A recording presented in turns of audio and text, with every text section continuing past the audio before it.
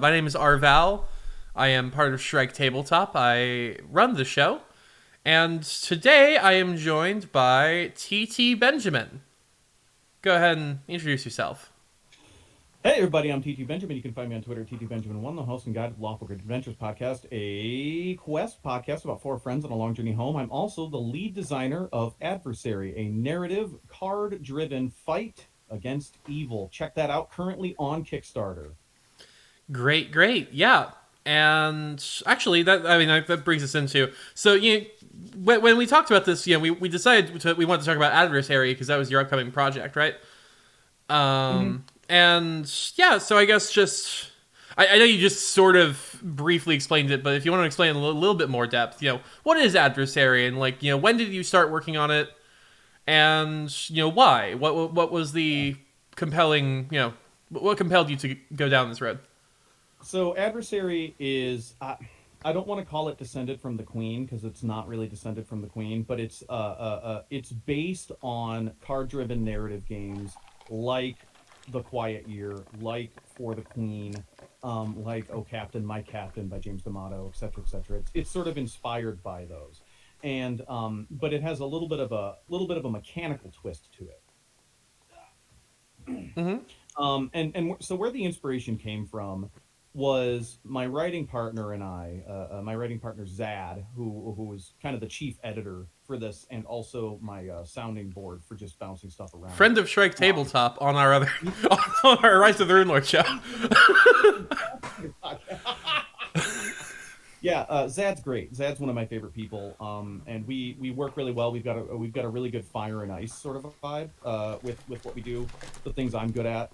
Um, balance out the things that they're good at, and so it just works really well. And we riff really well, so that's nice. So there was a tweet by Drac where I believe they had said something to the effect of, "Oh, what if we did a one shot where the classic, let's do a D&D, we're gonna make level 20 characters, we're just gonna fight the big bad, and then on your turn you like flash back to something." And I'm Mm-hmm. like, okay, so we're riffing off of that, and then Zad's like, well, what if we made that just a narrative card game? Like that just sounds like we do it the Quiet Year style. You draw the cards, you flash back, you describe the scene, and so we're ruminating about that. And in my mind, I said, yes, that sounds really cool, like narrative prompts for the flashbacks, but it needs to feel like a final battle. It needs to actually there needs to be a lose condition. You actually have to be able to fail this. So I've been dabbling with card based mechanics for a few years now and never actually worked with, like, never been able to release anything or get like anything workable up. But I came up with this idea that was basically like, okay, you're gonna all the players are gonna have like abilities, and then they'll take an action that deals damage to the adversary, and damage is represented by discarding cards, right? So the goal is to get the adversary deck down to zero. Mm-hmm. And then we'll draw a card, and on the card we'll have the narrative prompt. It'll also have a negative effect that will damage the players in some way. So it might cause them to lose access to abilities.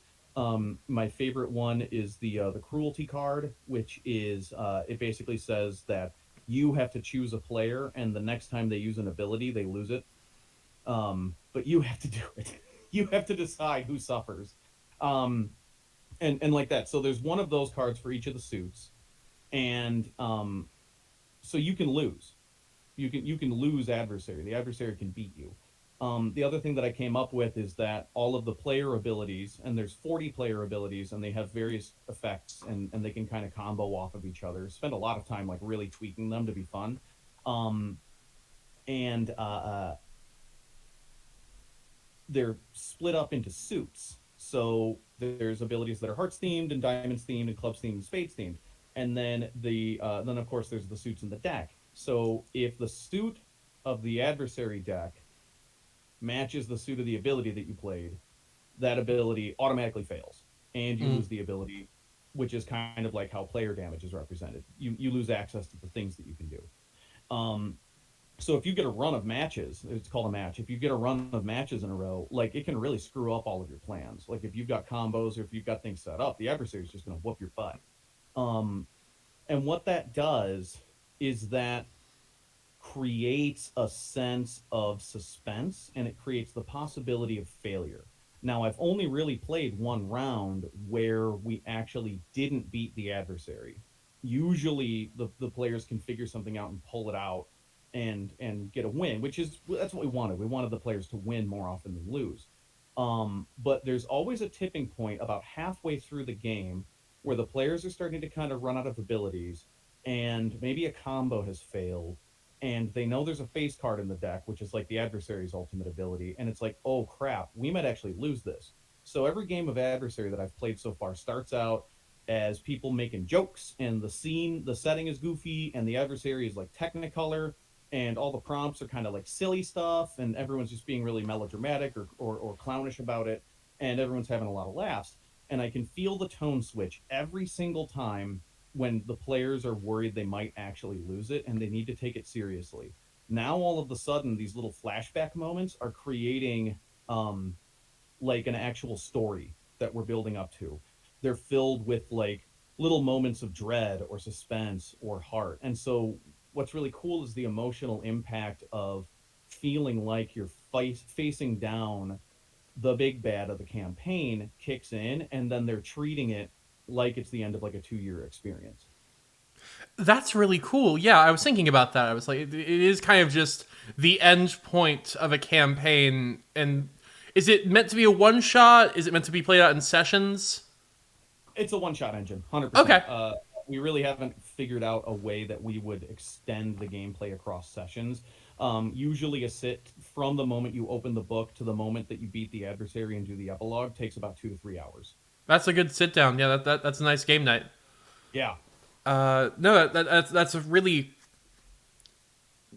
compelling design. I would love to see. I'm gonna have to see more of that. that's well, I sent you the current version, but like, yeah, we'll have to sit down with the Shrike team or something and do a run through at some point, so y'all can like feel the tipping point moment. That's my favorite spot is the tipping point moment when everyone kind of looks at each other around the table after something goes wrong, and they're like, wait a second, I just lost the thing that we were counting on for like the big finisher combo. Now what are we gonna do? And then all of a sudden the whole dynamic changes. and that's going with the a campaign in a one shot kind of feel. That is kind of how campaigns go. It's like a lot of most campaigns start off silly and then get serious. 100%. Like, Yeah, it's really cool how, and I didn't have that moment in mind when I wrote the game, but it's such a wonderful emergent property of it that I'm like, wow, that's really cool, and it does track with how campaigns go. They go from silly into like serious, where they're like, oh, we've got this person we hate, so now we're really serious about beating this person, to like people like start to feel feelings and stuff as the backstories come up, or as like you kill off an NPC that people like that kind of thing, and it sort of feels that way. yeah. So it seems you've worked with other card systems before. You said, how did your past experiences working with card systems inform this one? Well, so okay, every designer that has ever lived, you included, in fact. If you don't know this, then you probably just blocked it out. But every TTRPG designer that has ever lived has tried to fuddle with a resolution mechanic that uses a deck of tarot cards, right? Everyone. My co-writer Dan does for sure.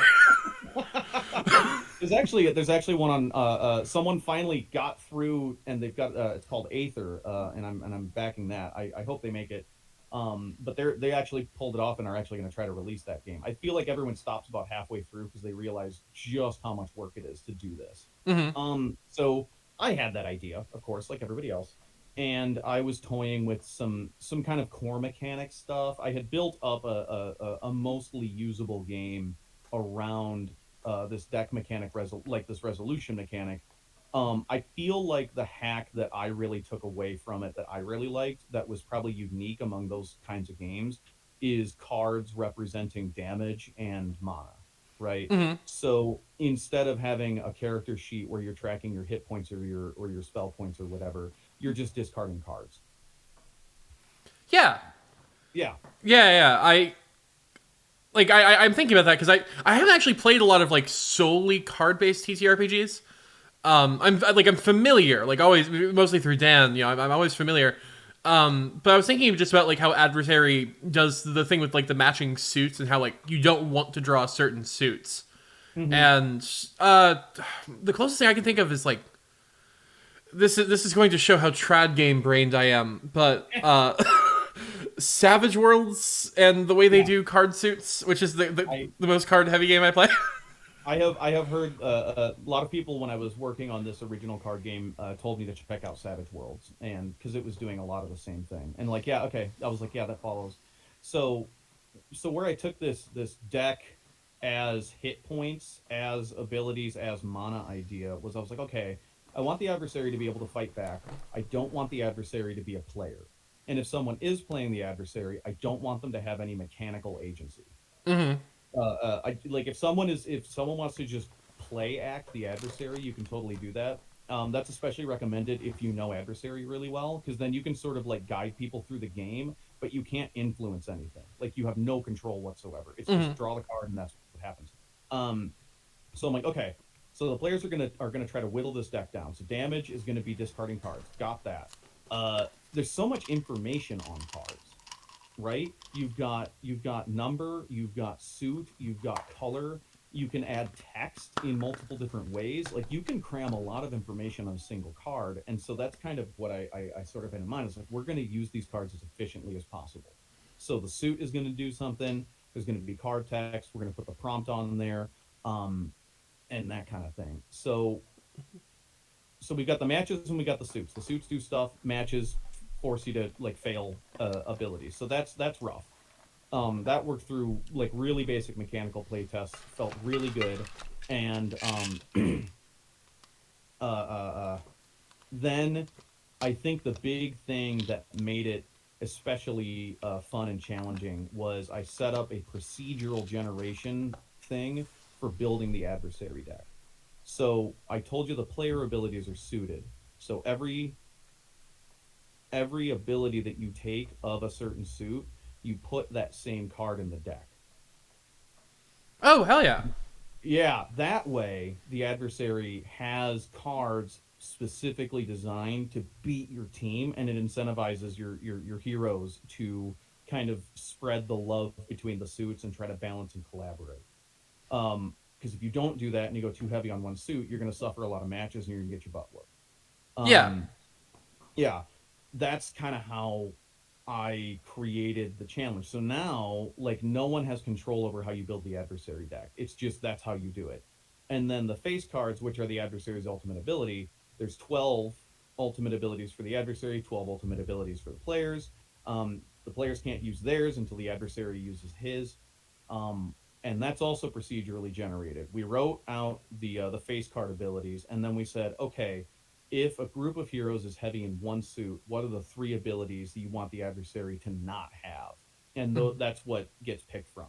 So you take, if you're heavy in like diamonds, the face card abilities are all specifically designed to counter heroes that are heavy in diamonds. So you take the three diamond face cards, you flip them upside down, you shuffle them, and you blindly put it halfway through the deck. And when that comes up, you learn what nasty thing just happened to you. yeah. So it really, it sounds like there's a lot of the term rules light procedure heavy has been going around a lot recently. Yeah, I have seen that, haven't I? But like that's kind of the vibe I'm getting. Um, uh, yeah, I mean, like ultimately, I guess I guess I don't know if it's procedure heavy, but like there it is. It definitely does lean on the procedure in order to work. yeah. I think procedure heavy probably goes a little bit of a layer deeper than this, but Hmm. yeah, it's definitely leaning on the procedure for generating the central conflict 100%. That way, there isn't someone at the table controlling that aspect of the challenge. It's just the deck. Yeah, and that's how you have to do good GM-less storytelling. I do like that you have room for someone to take that role if it becomes helpful for them to, but like it not being really like a mechanical thing, more of just like a game guide.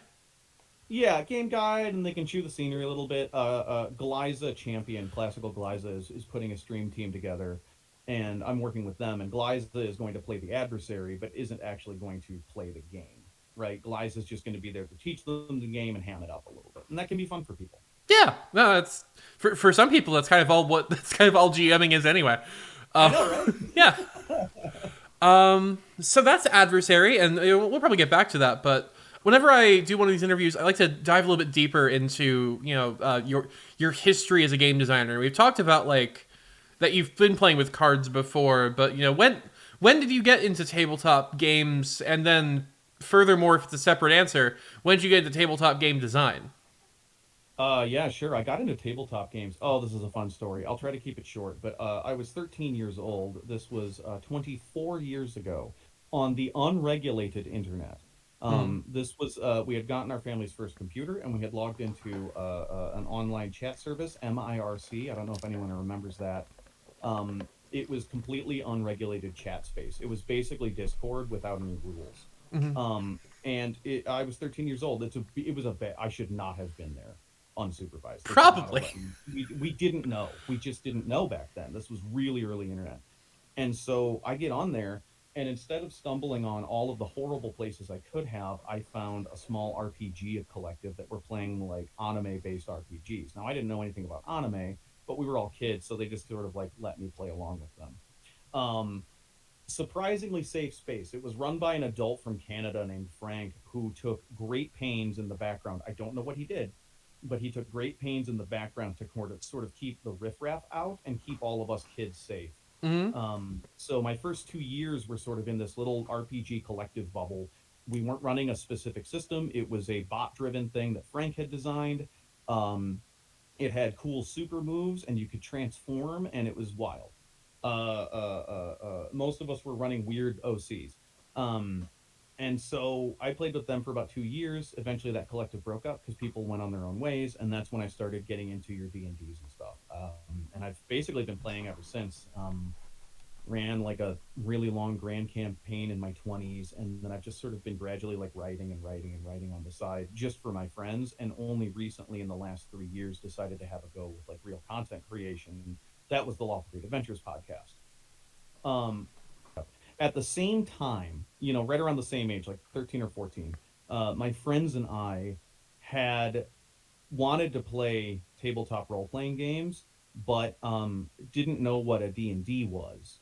So what we did was we started basically creating little rules systems to approximate video games that we had been playing. So like Fallout, like if we wanted, like we would try to capture the feeling of playing Fallout in some kind of like a rules system that we just sort of made up using dice. We were using dice and stuff, and character sheets to just catch the vibe of it, so that we could keep playing Fallout with each other without having to like keep, because we'd already beaten Fallout, right? And I remember our Hmm. first one was like this post-apocalyptic like city builder game.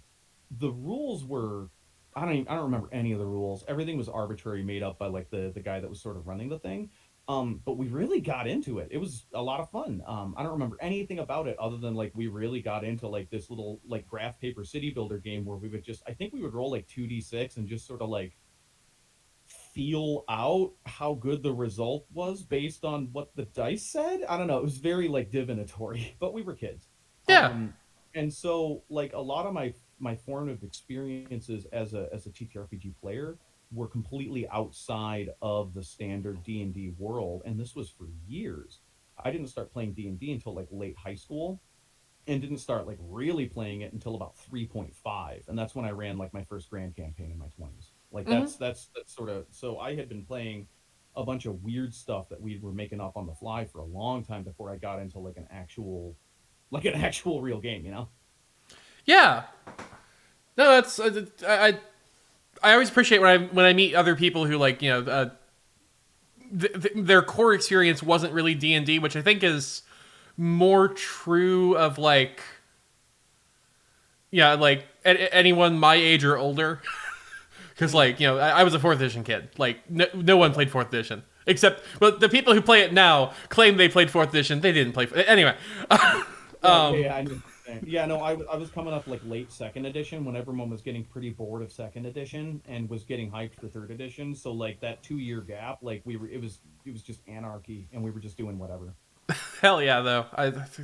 Should we have? It'd be nice if we could have such a state of system anarchy again, but alas. One day, you know what? I'm gonna say it. I feel like the feedback that I'm seeing, and maybe this is just I've got discourse brain, but the feeling that I'm seeing for like this next thing that's coming up, whatever it ends up being, I don't know. I think there might be a repeat. Yeah, maybe. So yeah. One of the things we talked about when we decided we were going to talk about sit down talk today. You wanted to talk about like crunch versus like not crunch rules light whatever you want to call it, and like how that informs mechanics. So Yeah. as I understand it, I of the two of us in this call, I tend to be a little bit more on the like crunch rules heavy side. Yeah, and I'm more of, and I'm definitely more of on the narrative side as a designer. Mhm. I would like to write a little bit more crunch, but even then, like the kind of crunch that I want to write is more. I like a good garage. You know Mhm. what I'm saying? Yeah. I like a good like 3.5 had a good garage. I could sit down and I could tinker with characters and stuff and make really cool like things from the emergent properties of the character building. The act of playing 3.5, like I think, oh, I would love to build characters in 3.5 and then go play it. The act of thinking about playing 3.5 now gives me heart palpitations. It is so complicated. Yeah, I've only really played Pathfinder, which is Same allegedly an level. improvement. But Same level of crunch though. yeah, Smoother, but like yeah, definitely like a better made 3.5, 100%. But like same level of crunch, same level of complexity. my eyes glaze over whenever I try to read that sheet. I'm running a Pathfinder 1 campaign right now, and I'm constantly thinking, could we just run this in something else? Hi, welcome. My name is Benjamin. I run the Lawful Great Adventures podcast. We did that. We got so not, Lawful Great Adventures was 99 episodes of Pathfinder First Edition until I finally threw in the towel and said, "Screw it, we're switching to Quest. I don't care what you guys think. If you want this game to continue, we're switching." So fair though. But Yeah. yeah. Back on track. So yeah, just tell me how like your design style influences mechanics, and how those mechanics influence like Yeah. storytelling. So I always want to start with I want to I the mechanics have to capture the experience of the story, right? So if it's the type of story that you're trying to tell, the peak experience for me is when the mechanics capture that. Mm-hmm. Um, 10 Candles is an excellent example of Yes. this exact sort of phenomenon where it's supposed to have a specific kind of vibe, a horror story where everyone dies, right? And and it has all these sensations of like characters sort of grabbing back power over the narrative by way of truths, by way of if they win a dice roll, by way of if they burn one of their traits to sort of get like bonuses. Like there's always like these little moments of trying to recapture, like claw up the hill, but the it is completely inevitable. Everyone is going to die at the end of 10 candles. There is no way to stop it unless you have decided you're doing like final girl 10 candles or something where one person gets to survive. Like that like that's like but that's a house rule. 10 candles is a horror game where everyone dies and all the mechanics revolve around a horror game where everyone dies and it feels like you are experiencing a story where everyone dies. Yeah. And that is what it is. It's very pure. Um and so when I try to write, my goal is for the mechanics to reflect the kind of stories that are best suited inside of the game system. So, adversary, back to adversary. Um, back to the conversation with Zad and I. Zad has the idea, let's turn this into a narrative game with card prompts. That's an awesome idea. It's very fun. But in my head, I was thinking to myself, this this does not feel like fighting the bad guy. This has to feel like I'm fighting Sephiroth or whatever. This needs to evoke the feeling of the final battle, or it's not going to work. So that's where I came up with okay, we need We've already got a deck of cards. Let's not muddy the waters. Let's use this deck. Let's use the ingredients that we have on hand, and build something that actually feels like a challenge, or at least is a facsimile of a challenge. Once again, adversary, people very rarely lose it. They usually beat the adversary because that's how the story should go. But it feels challenging in the moment, and that's what's important. Yeah, and that's it's something I've always admired about narrative, like the narrative school of design, is how good it is at making games that specialize in a specific vibe. Whereas I come from more of a toolbox, broad kind of framework. Well, and I think trad games and really crunchy games can capture specific vibes. It's just I think Shadowrun is a really good example. Not playing Shadowrun, but building characters in Shadowrun. The important I difference. feel like a Shadowrun is such a mess. No one has ever no no one has ever actually played Shadowrun rules as written. They've gotten close. It's like the speed of light. You can get close to it, but you can never actually reach it. So but the act of sitting down and making a character in Shadowrun feels very cyberpunk. You know, It really does, yeah. it just feels right. It just feels right. And so, like, I feel like there are games that really do. I mean, hell, even Dungeons and Dragons, like, it certainly feels like I'm building a kitchen sink fantasy hero when I'm putting a character together in that. Yeah, for sure. I think I think what I'm going for is like the application. Because Yeah. because then like the way that those vibes are used is a little bit different.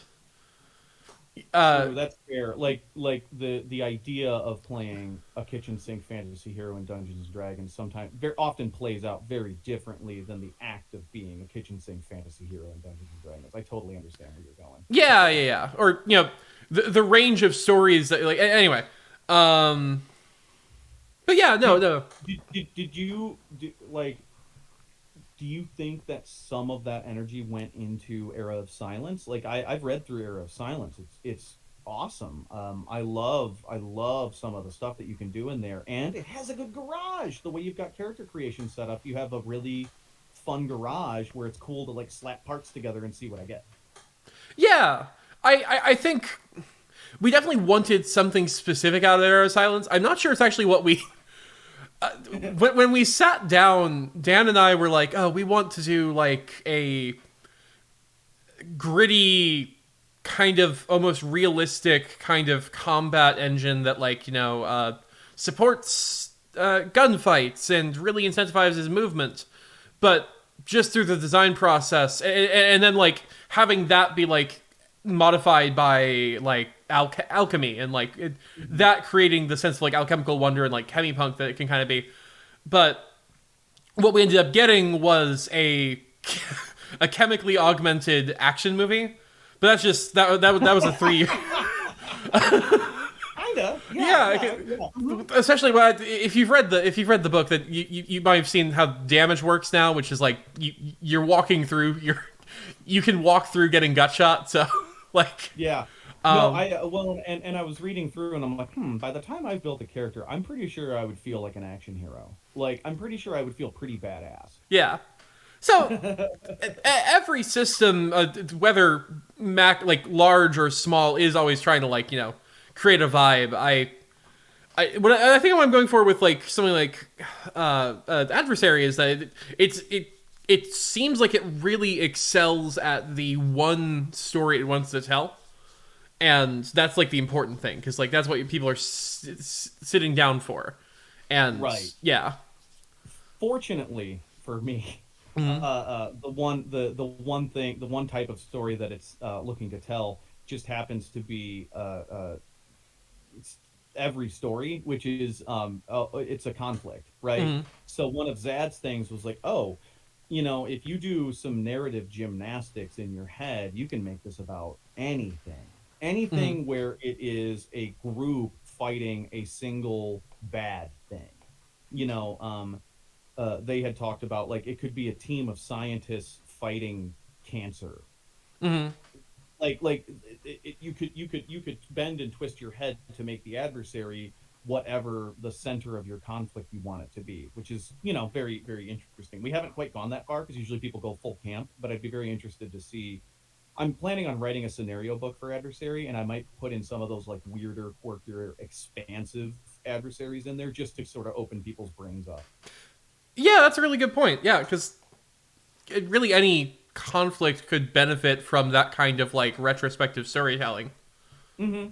Yeah. Um, for sure. So, sorry, looking through our little notes and our DMs here. Um, what's a game that you're really what's a game or several games that you're really excited about that are either coming out, have come out, so you just what's exciting you in the tabletop world right now besides your very interesting game on its own. Let's see here. Other than Era of Silence, which I really want to play eventually, I got to sit down and do that.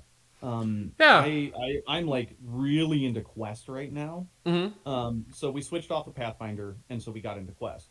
But part of sort of the agreement was like we had like level 9 Gestalt characters, so they had a lot of stuff and a lot of gear for Pathfinder. Yeah. And so we kind of went through the character sheets and we picked out some of the iconic things that their characters can do or the iconic like items they have. And I said, okay, I'm going to homebrew these into Quest. Well, Mm. I've now made like a lot of Quest homebrew content, and I've sort of fallen in love with the Quest homebrewing process. It's like really freeing. The way they write abilities is very clear but open ended. If that makes any sense, like an Yeah. ability will say like this thing does this, and here's some basic parameters of what it can't do. But then there's sort of an impression in my head deep down inside where I'm like, well, anything then that means anything within those parameters is cool. Like you're fine. So the home brewing process for Quest has been actually really fun. All of the adventure paths, all the character classes basically have a lot of options for combat exploration and role play, which is very cool. Like baked into the pie, like Mm-hmm. it's in there. And in a lot of cases, it kind of seizes the narrative from the hands of the guy. The narrative, there's an ability, one of my favorite abilities is called Don't You Know Who I Am, which is you lie about your identity to gain access to a place. But the fun thing is, and you spend a cost. You spend your adventure point cost. There's no roll. It just happens. Like you win. But what's fun is it has a role play prompt. You have to announce who your identity is and like what you do and why you should be given access. And then everyone in the scene with you has to back you up by building up your character and like explaining your great deeds or some cool thing you've done. So anytime it pops up, everyone gets to like freak out and say the most off the wall stuff at the table, and it's just a lot of fun. And I, the guide, have no control over it. I have to let this person in. They use the ability. You know what I'm Mm-hmm. saying? Like Yeah. it's yeah. There's just stuff that's like, oh, you find something interesting. The guide has to figure out something interesting that you find right now. Yeah. It seems certainly just having talked to you in this conversation that you're really fond of mechanics that lean into the like the character moments side of things, Yeah. character moments, Um, storytelling. I like big character moments. I like mechanics that really show off the character's personality and how they relate to the world. I also really like moments where the player gets to dictate parameters of the world that I don't. Um, Mm-hmm. Forcing me, the GM, to react. I'm a very low prep guide or game master, and I'm also really into player agency. So in Pathfinder, there isn't really any player agency implied in the mechanics. So what I like are mechanics that imply player agency. Literally, the player gets to grab the narrative and drive for a little while, which is Yeah. fun. Did I Trying to lose think you of again? other RPGs.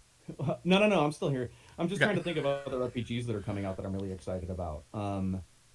I've been so adversary brained that like I haven't been able to focus. Listen, I feel that. Yeah, people like ask me what I'm playing right now, and I'll be like, "Arrow of Silence." Arrow of Silence, and I have a Pathfinder game finally. Yeah, that's the first non-Arrow of Silence game I've run in 3 years. I do not believe the audacity of deciding, aha, I've written this very slick, crunchy game, and so to give myself a refresher, I am going to run one of the most complex of like the modern trad games out there. It seemed like a better idea at the time. That entire process was, oh, I remember really liking Rise of the Rune Lords as a kid. That's valid. I mean, hey, I like Path. I ran Pathfinder for 2.5 years on my podcast. Yeah.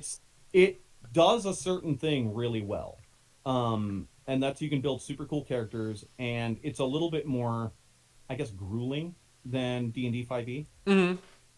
So if you want, like, I wanted a lot of like travel, and so D&D 5e is not a great system for doing travel stories. Pathfinder is really good for travel stories. Very much so. Yeah. There's just a lot of room for stuff that, yeah. My experience is limited to a once a month thing, but yeah, I like, you know, I'm pretty happy with it. I find, like all things that we come back to from when we were children, that I have some notes, but what I have a question for you. Sure. So we kind of described what a good like narrative or rules light game is, and that's like sort of like a really specific bespoke experience, which that I don't think that's like a universal thing, but that is a really good direction to point at. Yeah, right. This is a scene where there are so few universals that you just kind of have to define what you mean and go with it. I know, but I've got Twitter on the mind, so I need to throw caveats on in case someone's listening. It's like, Yeah. What do you think a good crunchy game does? What do you think makes a good crunchy game versus like kind of a crappy crunchy game? For me, it's what purpose does the mechanics serve? Like, in a way, it's kind of just a macro version of like what like smaller systems do. Like, I do think that every traditional game should be about something, even if like there's in my opinion a wider range of how that thing can be played. Like, you can play like a heist EOS campaign, or you can play a military, like, you know, veteran, you know, EOS campaign, or like Wasteland Raiders, corporate fixers. And there's a lot of room in there, but like generally speaking, at the core of it, it's about fighting something, and it's about kind of making your own meaning. It's about making meaning in this world where it doesn't have any anymore. And so, like, going outside of just, because I try not to do the, well, in EOS thing. You might as well. It is that and Blood Neon, my neglected second child. Love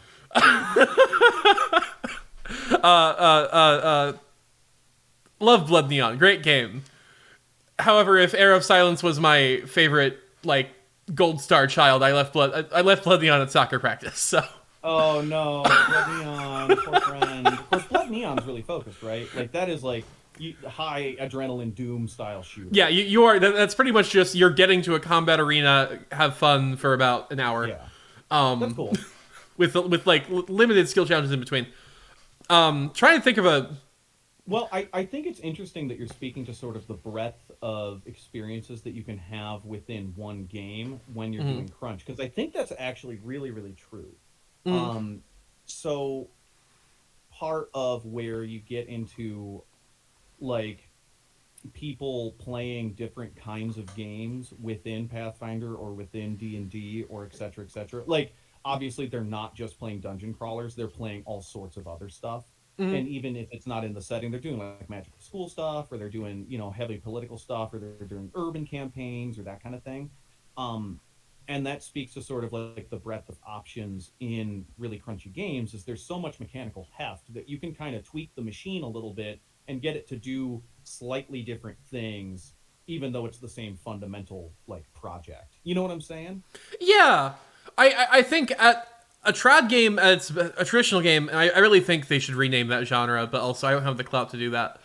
I think like pop RPG would be my choice if I had like, just because like something you can communicate. It's like this is what's being sold in the mainstream, but like isn't necessarily because traditional makes it sound like it's the oldest. Right. Makes it sound it's like based on the OSR, but no, it's just like a crunchy style It game that is meant to be. You're supposed to be able to kitchen sink it to a certain extent. Yeah, and just like the big thing about like trad games is that they're they are like they're the most commercially successful genre. That's what most of the big trades do. Like the big studios make trad games. I just think renaming in the focus of like but also then that insults people who aren't TTRPGs. triple A. Yeah. Except then I have to like be the arrogant bitch who's like, well, I make a triple A game. You deserve it. If anyone deserves it, you do. I keep not answering your question. Then we can get back to talking about Adversary. No, I actually have one more thing to kind of tack on with the sure. thing, and I feel like one of the reasons Era of Silence is so slick is it doesn't seem like there's a lot of like excess stuff.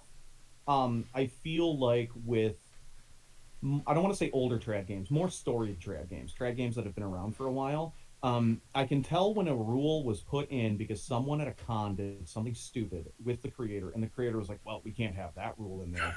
And so these some of these trad games, I mean, the big ones, your Pathfinders and your D&Ds, feel like there are lots of little caveats tacked onto the mechanics to prevent bad actors, and that actually is like I call that legal crunch, where like you have to be sort of have like the mind of a lawyer to like have this encyclopedic knowledge of arcane little rules, rather than following like the mechanical intent of the system. You know what I'm saying? Yeah, like there were a lot of moments like that with us, like where we tried to always whenever we had a moment like that where like something went weird in playtest, we would be like, okay, is this a one-time problem or is this a we write this out problem? Like a big thing was like we were seeing the strategy I came to call the breach and clear, which is people were front-loading actions before combat to avoid spending stamina. So we had to introduce a thing for spending stamina. But that was like, again, that was like kind of like that's more than just like a one-time caveat thing. That was kind of just like we want the combat system to be challenging. So right, we don't need it to be rocket tag. So basically, if you do an action that initiates combat, you have to spend that stamina before when combat starts. That's just That makes a lot of sense. Yeah. Yeah. We tried whenever we made a solution as elegant as possible. We really didn't want any. Yeah, we didn't want.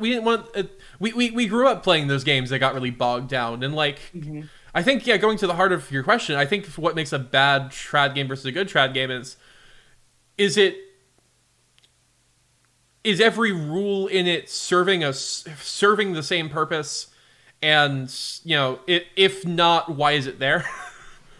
And is it just there because it's basically the equivalent of like a passive aggressive piece of paper up on the workplace fridge that says please label your food? Yeah.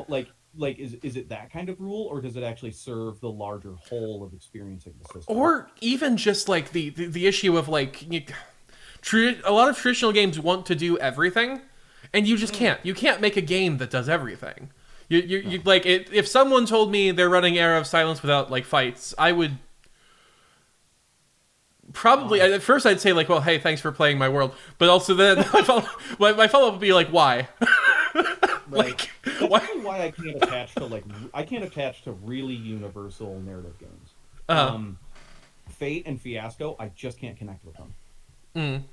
I played one round of Fiasco, I hated it. It was too loosey goosey. It was so universal as to be frictionless, and I could not attach to anything in it. So it was just sort of a weird, surreal experience I did one night. Yeah, I remember enjoying the Fiasco games I played, but also they were like, it's like, did I enjoy the game or did I just enjoy playing it with people? Right. Because was it the crowd I was with, or did the game actually support that? Yeah, Fate. The only thing good I can say about Fate is that it's really good if your job is teaching middle schoolers and elementary schoolers RPGs, which was my job very briefly. Oh, that's cool. Yeah. I mean, I can get with that. Yeah, that's the only time I would like bust out Fate is like, all right, these kids are not going to understand D&D 5e, but I ended up having to do D&D 5e anyway because the parents were revolted, but uh, uh Yep, that's how it the goes. yeah, that's how it be. We like Um, that. so yeah, but no, what what didn't you expect from the adversary process? Like, what kind of surprised you? Besides, I guess the turning point, which you said wasn't a planned thing, but you like a lot. Yeah, the turning point thing I was not ready for. I was not ready for every playtest has started out. I guess this goes from the turning point thing. Every playtest has started out with everyone goofing around. Mm-hmm. I thought there would be at least one playtest where everyone gets sort of like into the seriousness of it, but no, it is jokes, jokes, jokes. Out the gate, it is goofy. And so I'm kind of trying to lean into that a tiny little bit with the way the book is written, sort of, Mm-hmm. so that people feel comfortable with that. But that's just like I honestly feel like that's just how people approach role play when they're in an unfamiliar system, is to take it only slightly seriously. Mm-hmm. So like don't get emotionally involved in something that might be a terrible experience, because then it's like, oh no, that was a waste of my evening. um what really shocked me was how, oh god, this, I feel okay, I feel like if I point this out and it falls on its face after release, I'm gonna get made fun of. It's But always worth the risk. yeah, I know, right? The thing that surprised me the most is actually how really well balanced it is. Yeah, Um, a lot of the character abilities were dashed out rather quickly. So my writing style is dash out as just words, just vomit, and then go back and like tweak after play tests and just kind of keep doing that. mm-hmm. So I like a lot of the abilities are just sort of vomited out based on like vibes. I'm like, oh, if there should be an ability that does this, there should be an ability that does this. Let's try to represent this mechanically. Let's try to represent this mechanically. And I figured I'd have to go back and adjust like so many of them. No, actually, they land just fine. There are some favorites that people tend to lean towards, but overall, I feel like all the abilities like feel useful and powerful when they're used correctly. None of them feel like automatic win buttons. Like it's pretty okay. The ultimate abilities, some of them are pretty much win buttons. The face cards are some of them are like almost lose buttons. But like that's okay too because they're ultimate abilities. Mm-hmm. Um, but like no, it actually came together really well balance wise. I thought most of my play testing would have to be balanced. A lot of my play testing feedback has had more to do with the presentation of the game and how the idea behind it is communicated, because it's so not like a crunchy mechanical fight game and it's so not like a card driven narrative game. It's somewhere in the middle that people kind of actually have a hard time connecting with it. So one of the challenges I've had is none of the abilities that the heroes can pick are named. So the players are, I'll be like, oh, the players will be like, well, what, these abilities don't have names. And I'll be like, well, you name them and you describe them. Like, is it a sword? Is it like a gun you found? Like, what is it? And they're like, what? You can do that? And they really are challenged with connecting the mechanics to like naming their abilities, because the game is genreless. So I can't name an ability the Sword of a Thousand Truths because they Mm-hmm. might be playing like a Western adversary, you know? So I have to try to make it mechanic, like make the function very mechanically clear. Like this is what this ability does and this is how you use it. That has to be really obvious in the description of the ability. It has to be very efficient. But then somehow I have to, I'm still kind of working it out. um Somehow I have to convey to the players like a level of comfort with naming the things that they do. Some of them get it right away, some people really struggle with it. What I discovered is that there is sort of an information processing thing with players that is actually throwing up like a psychological wall. And that is when they just read like a raw mechanic and then they go to the next one trying to pick their abilities, they forget the previous one. And so they have no freaking clue. Like they have to keep reading through stuff over and over and over and over and over again. And that is causing them to freeze up when they pick abilities. I'm still working on it. I've come up with a couple of solutions.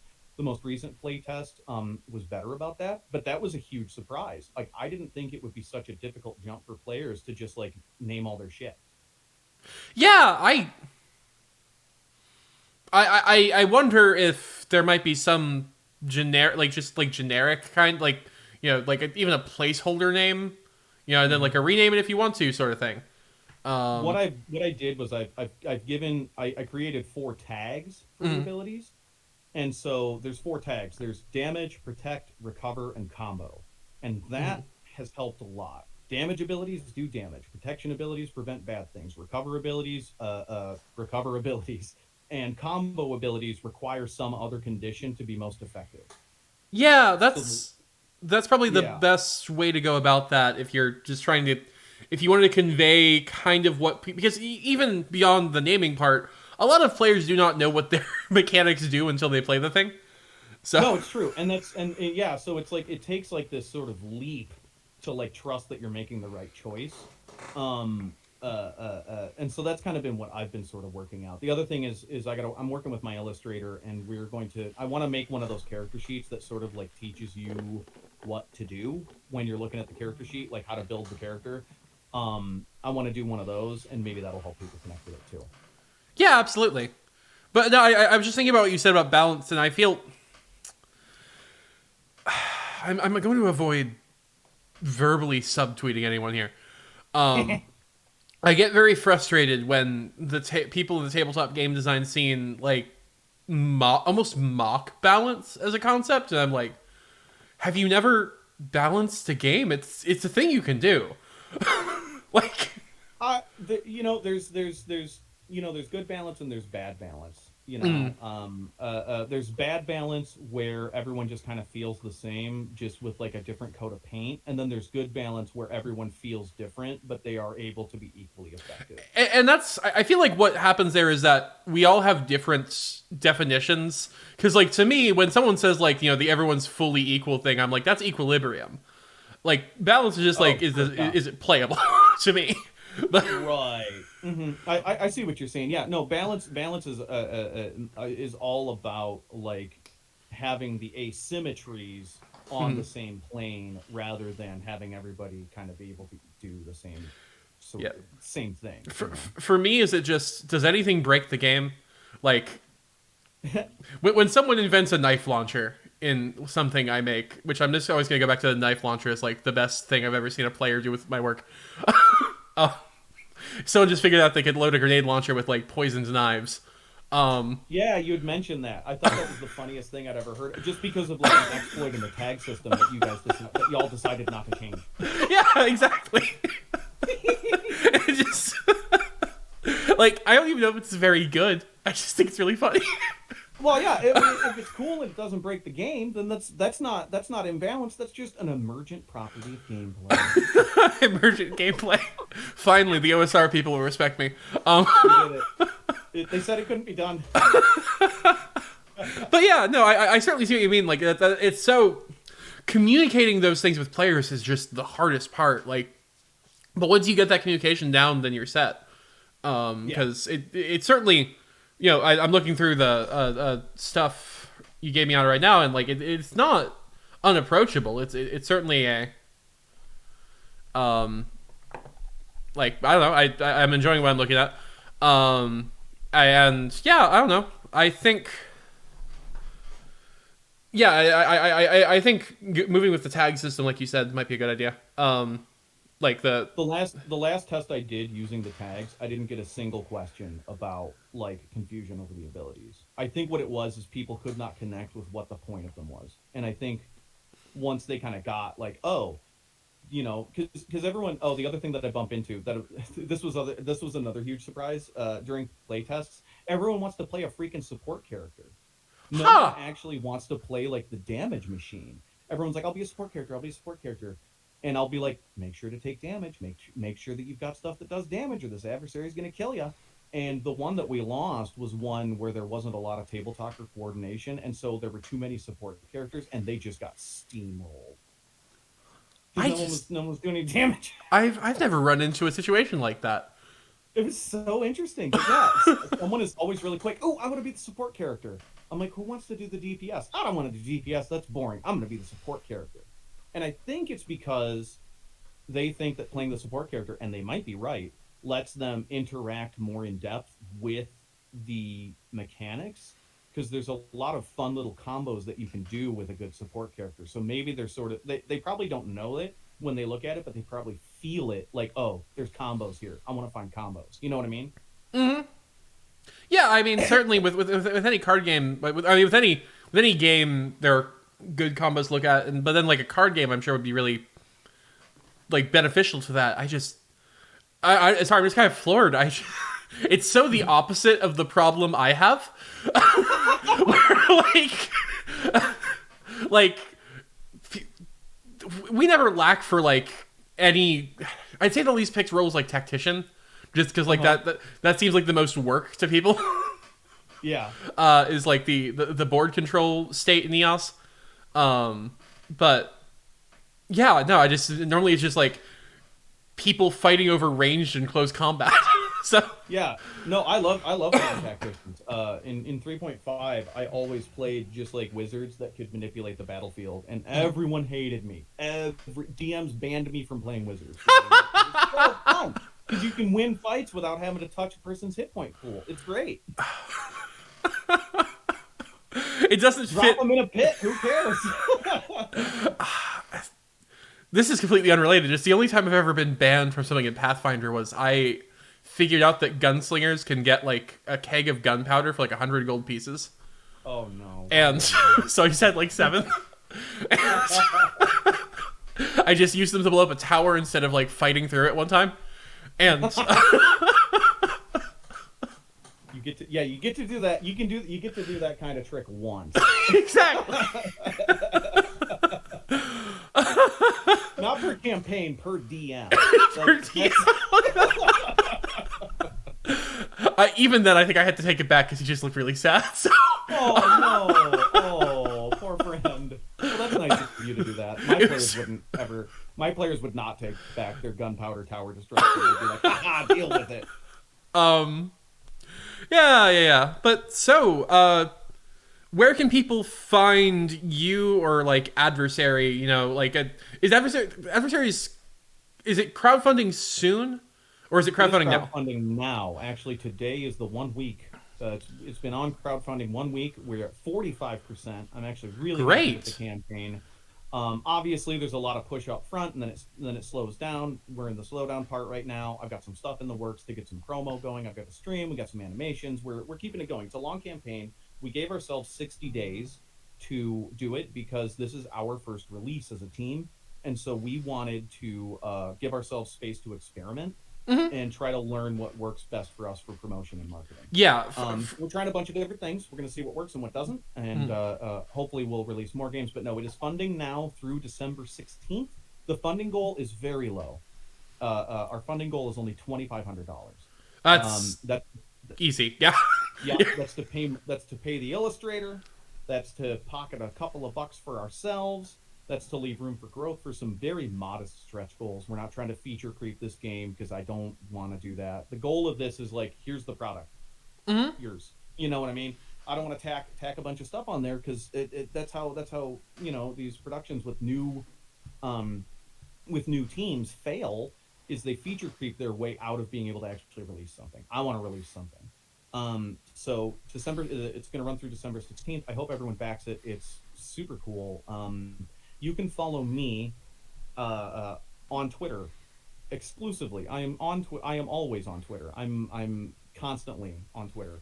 My two handles are at @great_lawful. That's the most active of the two. That's also the podcast account. So if you like actual play podcasts, it's Lawful Great Adventures, pretty good one. Or TTBenjamin 1, which is right now basically a Lawful Great Adventures retweet account. I'll probably get active on it a little bit more after the campaign, but yeah. So those are the two you want to go to. Please follow me. I miss you. So sorry.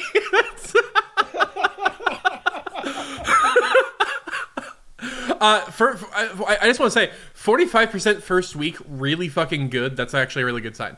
Really happy with that. Yeah. Super pleased. Like pretty going nuts over the success so far. A lot of really awesome people pulling for us. A lot of folks in the scene are really excited about this game. Every playtest that we have run has been an utter banger. Even the one where they lost. Yeah. Everyone still had a really good time with it because they got really into narrating a tragic epilogue, and that was fun for them. Like that was kind of cool. So like the play tests are just raucous affairs. We're gonna get some recordings of us playing the game so people can see it. So if all you want to do is hop on the Kickstarter and just kick in like the $2 like keep an eye on this Kickstarter pledge, and then watch for more content, go for it. That's awesome. I hope you upgrade later, but like, yeah, just do the keep an eye on it pledge. It's also designed for accessibility reasons. It's also be designed to be played with just a deck of playing cards. So it's going to have a custom deck. It's full color. It's going to be cool. It's really slick looking. It's great. But it was really important to me that people be able to just grab the PDF and play it with their friends at home. So it is compatible with just a bicycle deck. Hell yeah. Yeah. All right. Well, I've been Arval, she, her. I'm part of Shrike Tabletop. As we kind of discussed, we have 2 games out right now, Blood Neon and Era of Silence. Both of them are combat affairs of different varieties, one much more hyper-violent and silly, whereas the other one's a little bit more thoughtful and serious? Question mark? I don't know. Very chemi-punk. I'm gonna keep saying that one till it sticks. Yeah, so I'm at Shrike Tabletop. You can also find me Citrine Songbird, but honestly, don't. That account's way worse. So, with that, we'll be back next week with another interview. Thanks so much for being here. Thank you. Oh, thank you. This was great. This was so fun. Pleasure to finally get a chance to talk to you. Everyone go check out Adversary. It's the best. It's actually the best game. Yeah, and please let me know if there's like any playtest slots on that as it's going on. I'd love to be part of that. Sure. Cool. Let's go. All right.